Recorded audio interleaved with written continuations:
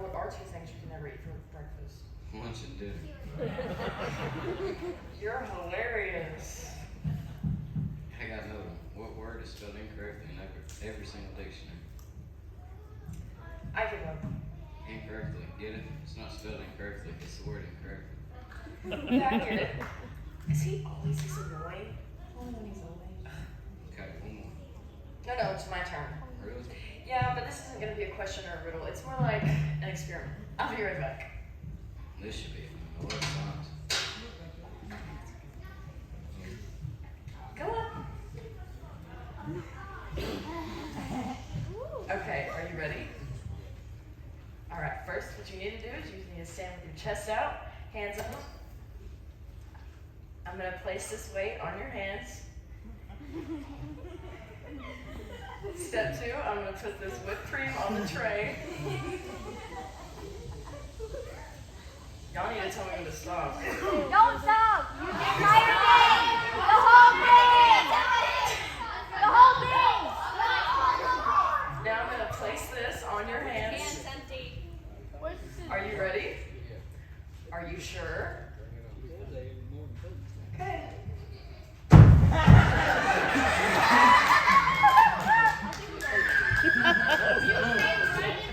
Want to take your places? Oh no! What have you done now? Come on, Carol. We are all made in God's image and we need to treat each other kindly. Is what you did here kind? Just please take them backstage and clean them up. Come on, Einstein. And hurry! You've only got 2 minutes. What am I going to do with her? Zoe, I apologize for whatever just happened. You know, it's easy to get annoyed by other people. But I know that I need to keep in mind that every person is made by God and that I need to treat them as fellow image bearers with kindness and respect. Yeah, you're right. Well, I can't wait any longer. It's time to greet the audience. I guess I'm just gonna have to improvise. Is everybody else ready? Sound booth? Wade? Okay, here we go. Welcome to Zoomerang Studios, everyone.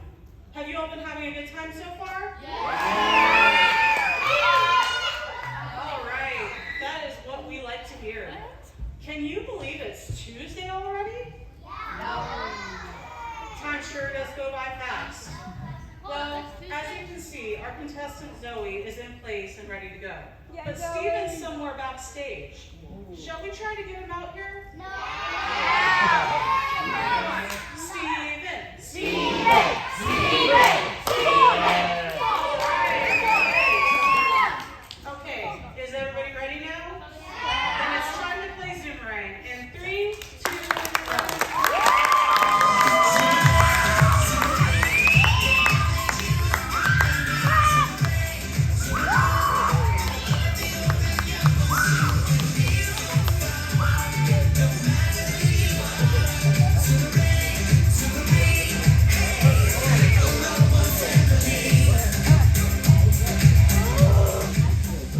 Hello and welcome to Zoomerang. I'm your host, Wade Barton, and today we're in the middle of a week-long challenge. You know how it goes. In round 1, our 2 contestants will answer a series of questions, 4 points. In round 2, we'll invite players from our studio audience to answer more questions, 4 points. And then we'll finish with the double bonus question, which could determine the winner. Again, a lot of questions, but trust me, this is going to be a lot of fun. But first, let's check in with our players. Stephen, let's start with you this time. You've got 2 days under your belt. What do you think so far? Well, to be honest, it's easier than I thought. Is that so? I guess we'll have to give you some tougher questions then. Good luck with that. Ooh, sounds like a challenge, and I don't accept. Zoe, how about you? Are you having a good time? I'm having a fabulous time and learning a lot. Do you think the questions are too easy? No, I think they're just right. That's good, because they're not changing. All right, round 1, here we go. First question for 1,000 points. About how many beaches are there in Australia? Zoe! I know there's a lot. I'm sorry, that is incorrect. Steven! Well,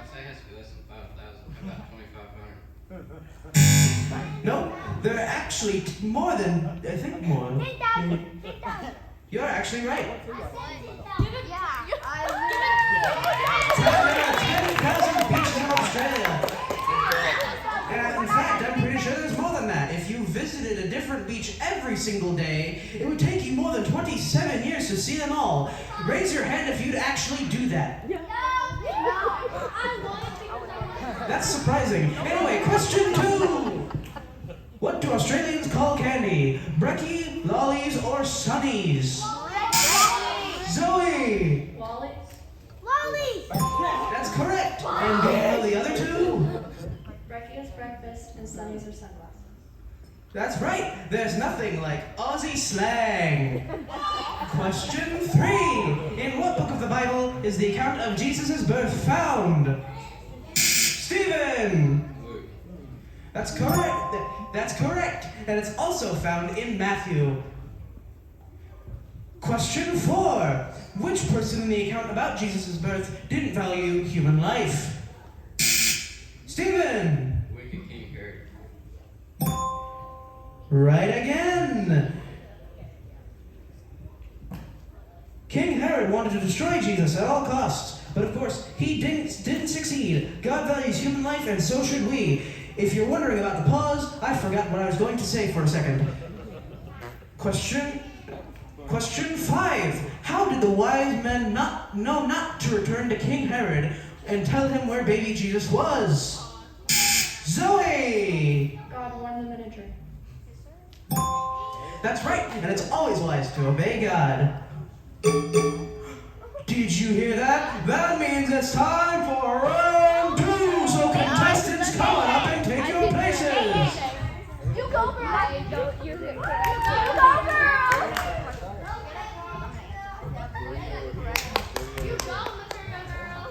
No, wait. Nobody.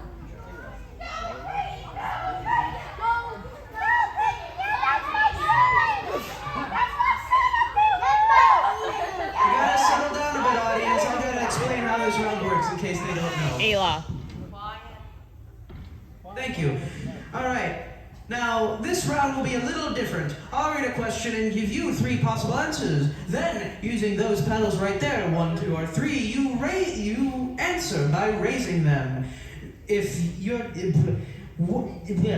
team gets 1 right answer, you get 1,000 points. 2 right answers, 2,000 points, and if all 3 team members choose the right answer, you get 5,000 points. The math doesn't add up. I checked, but it doesn't matter. Anyway, you ready? Are you ready? All right, here we go. Question 1. Who was the slave trader who didn't value human life? 1. John Wesley. 2. John Newton. Or 3. John Jacob Jingleheimer Schmidt. Ready? I forgot to mention that you can help them by putting up 1, 2, or 3 fingers. Ready? Show! And the answer is 2. John Newton. John was a slave trader until he became a Christian and his life radically changed. He recognized that slavery was wicked and because each person is made in God's image and should be treated with kindness and respect. Now moving on to question 2. James 1:27 tells us that God wants us to care for widows and what? 1. Sick people. 2. Orphans. Or 3. Poor people. Ready?